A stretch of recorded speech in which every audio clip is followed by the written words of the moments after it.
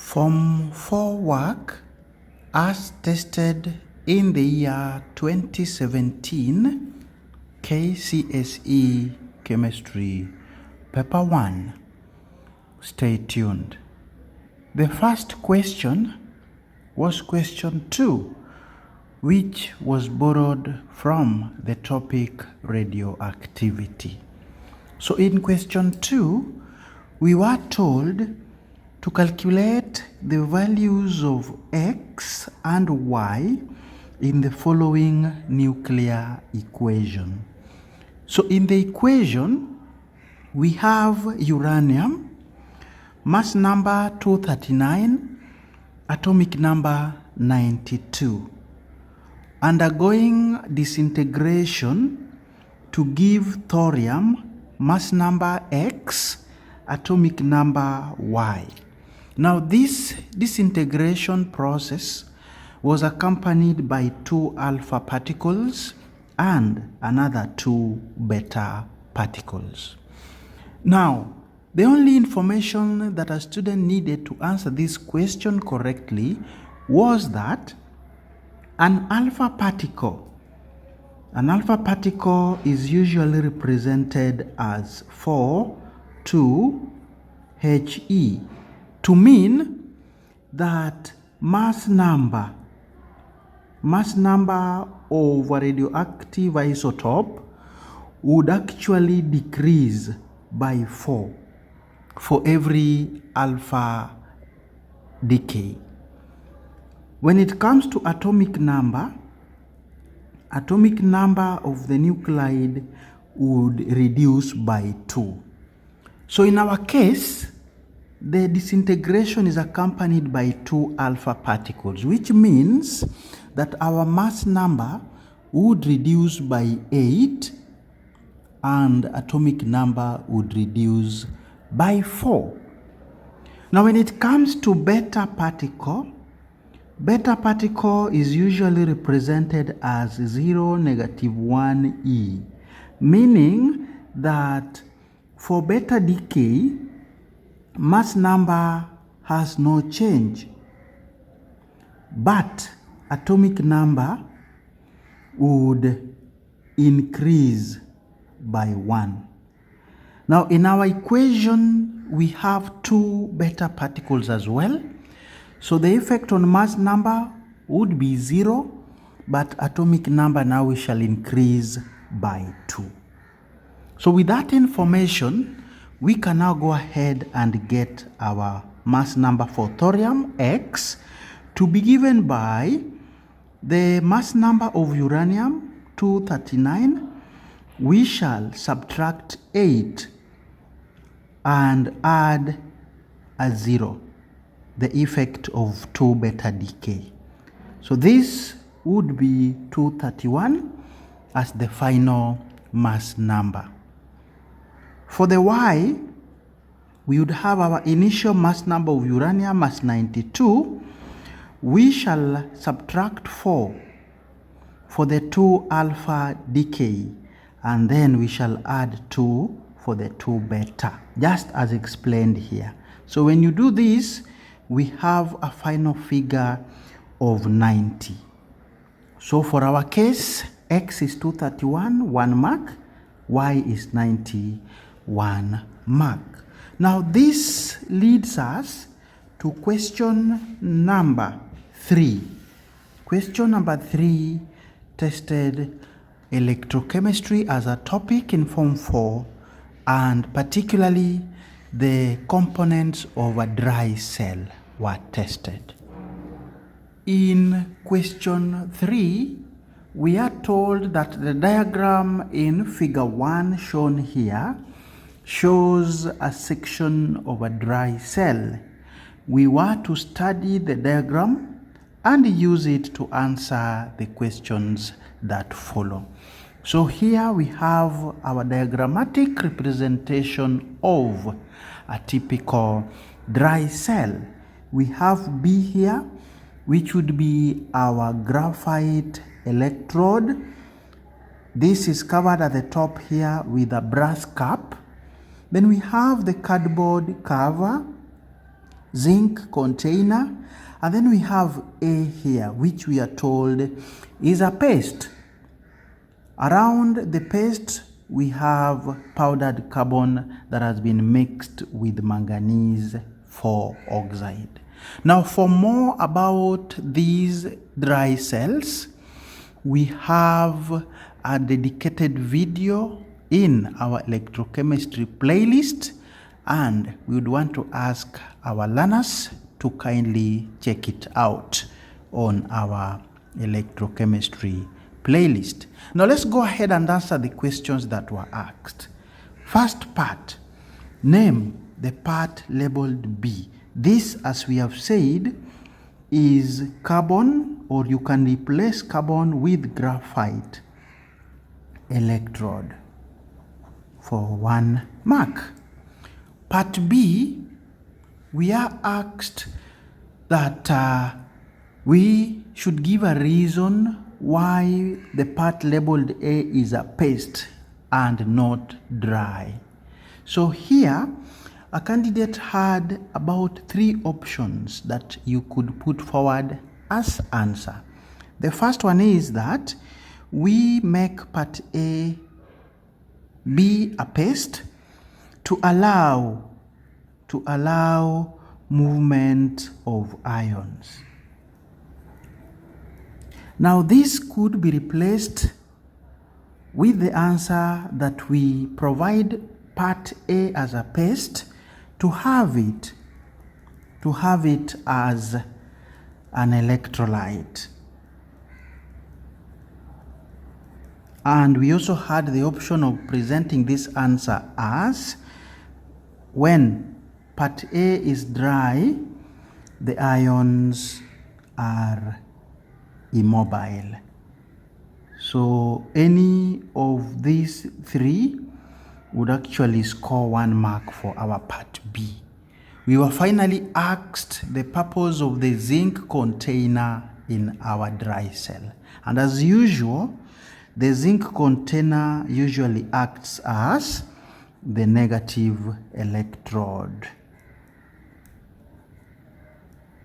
for the final mark for question number 3. Let's now move on to question number 8. Question 8 was borrowed from the topic of rates of reactions and reversible reactions. The question was specifically testing on understanding of chemical equilibrium. In part A, we are asked to state 1 characteristic of a reaction where equilibrium has been attained. And this was quite simple. In a reaction where equilibrium has been attained, the rate of forward reaction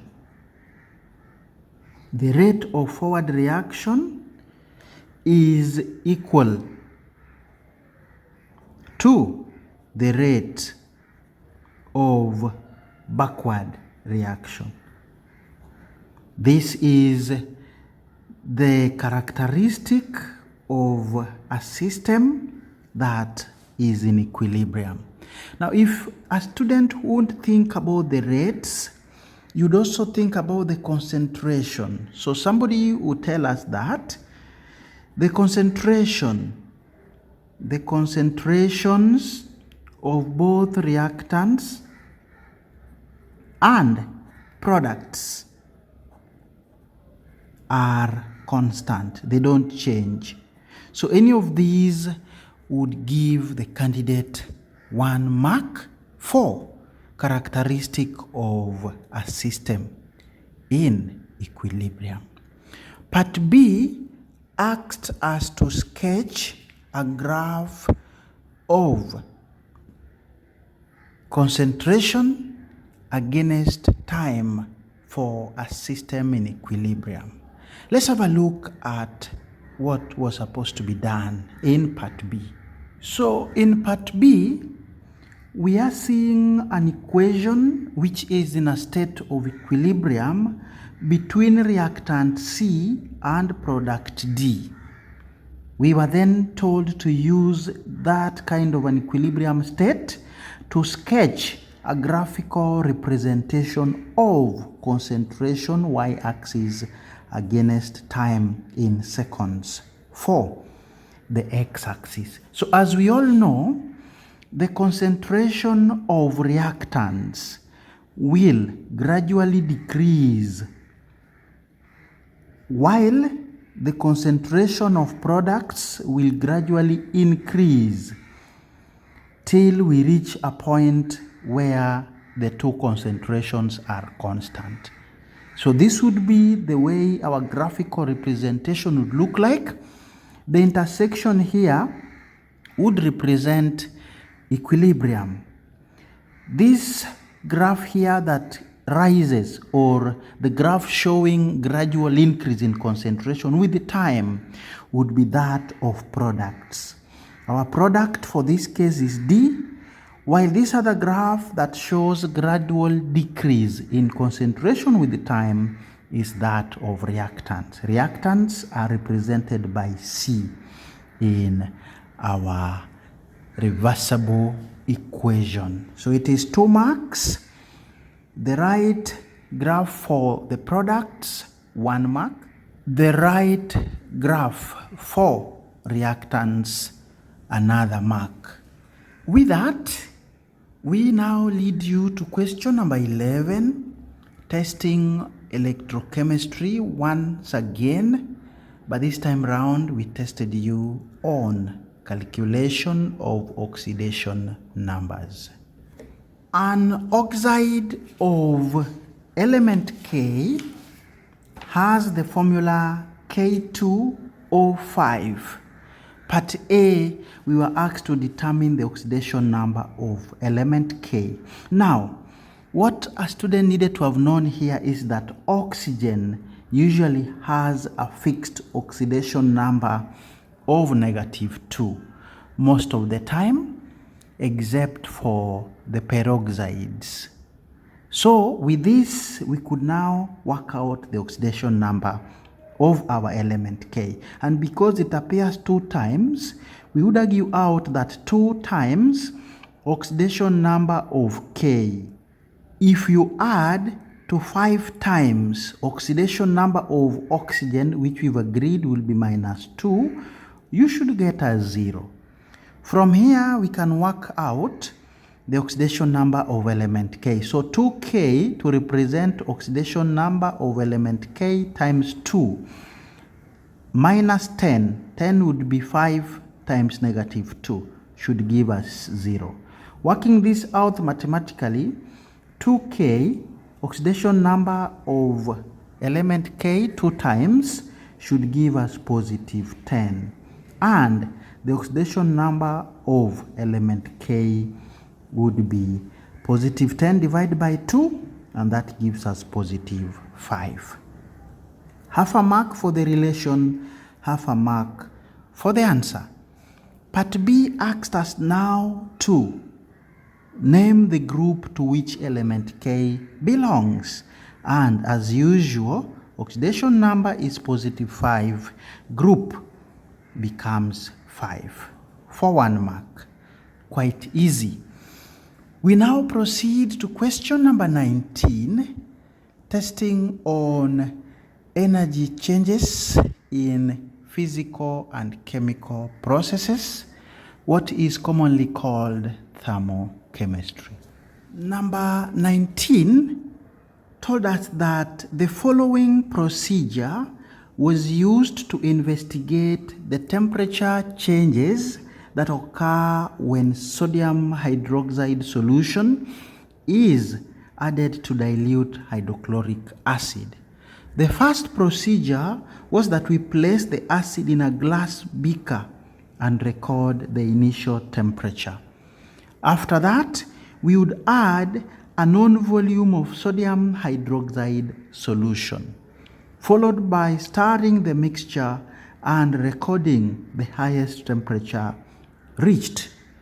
Once we've done that, we will repeat step 2 and 3 with this time round different volumes of our alkali. So the first question is asking us to state two factors that must be kept constant in this concentration. Now, the first factor to keep constant is obviously the concentration of our acid and our base for the first mark. The only thing we are varying here is volume, but the concentration of the alkali would remain the same throughout the experiment. And we also keep constant the volume of the acid. These are 2 for 2 marks, so each one would earn ourselves half mark. Let's see what part B asked us to do. Would affect the results. And this is quite easy. We always say that we use plastic, and this time our plastic was polystyrene. So why do we do this? We do this to ensure minimal heat loss. If you used a container that is made of metal, then we would have a lot of heat loss. We also use polystyrene cap to improve accuracy, of course, in temperature reading. These are 2 points for 1 mark, so each is half. We move on to question number 20, which tested organic chemistry 2.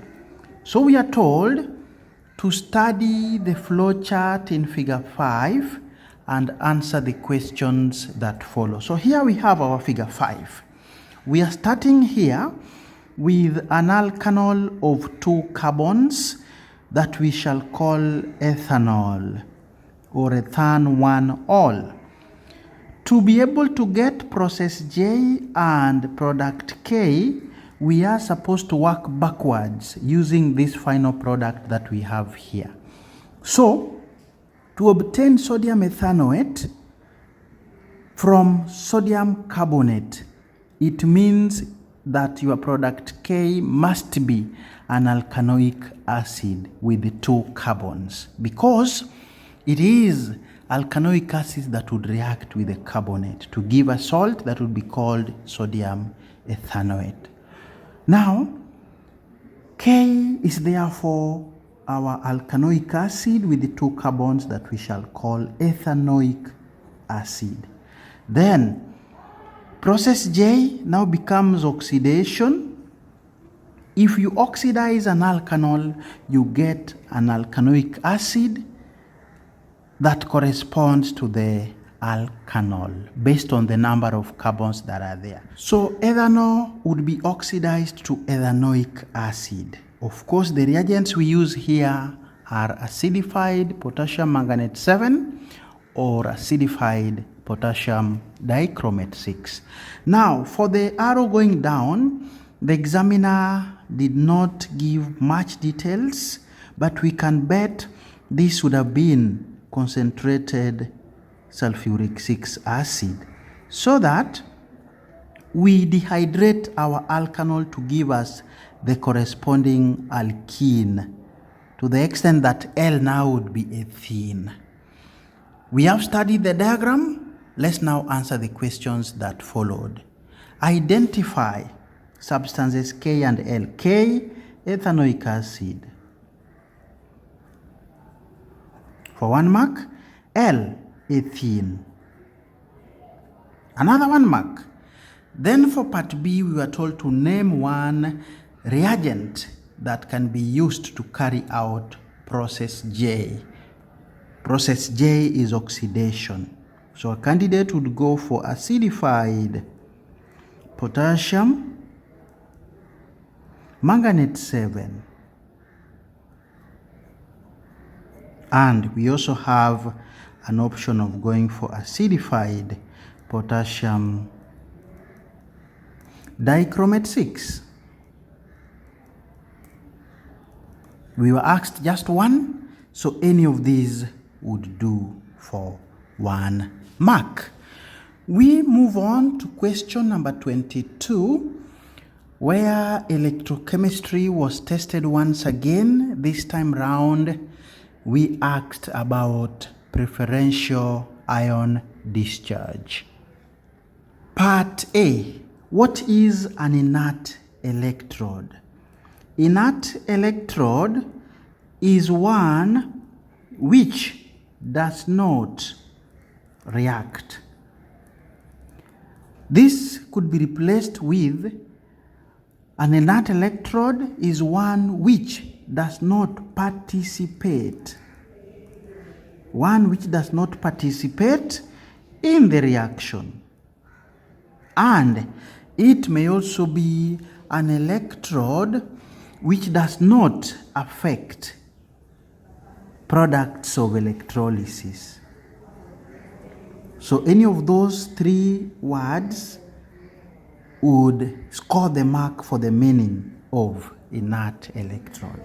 Coming to part B, we are told to state the product's form when brine is electrolyzed using inert electrode. So we know brine is a concentrated solution of sodium chloride.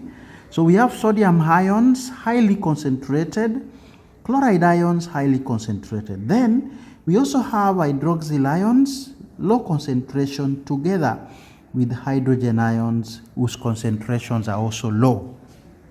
So when we come to the anode, chloride ions would migrate here together with hydroxyl ions. Then we have always said, due to their higher concentration, we shall discharge chlorine ions.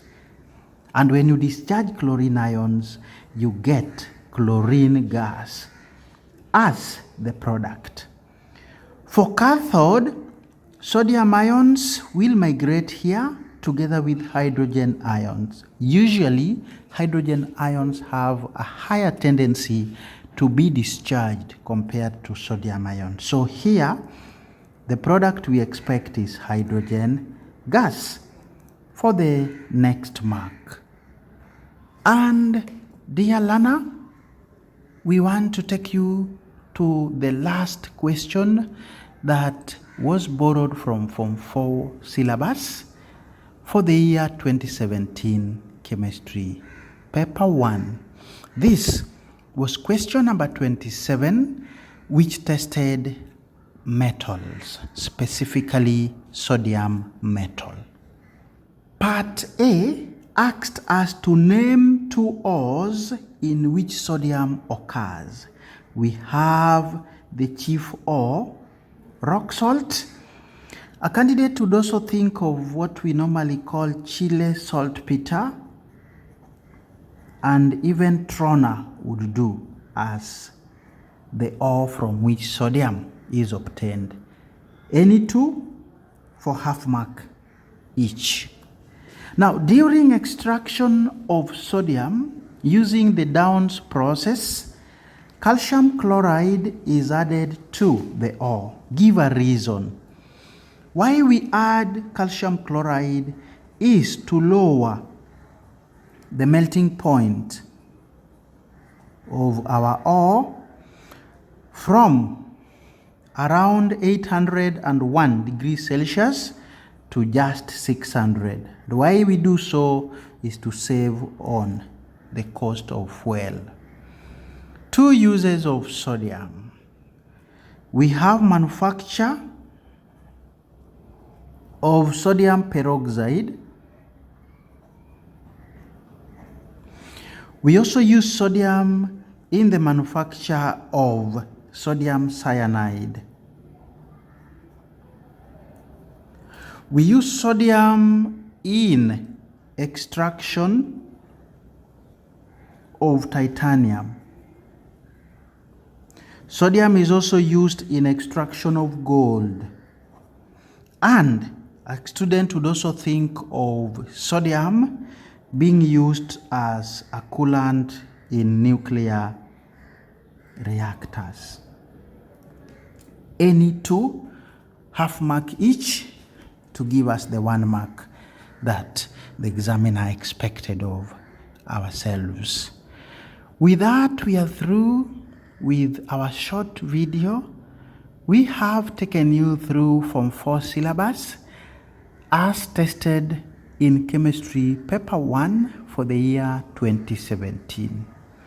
We ask you to continue being part of this great team as we wish you all the best in your revision.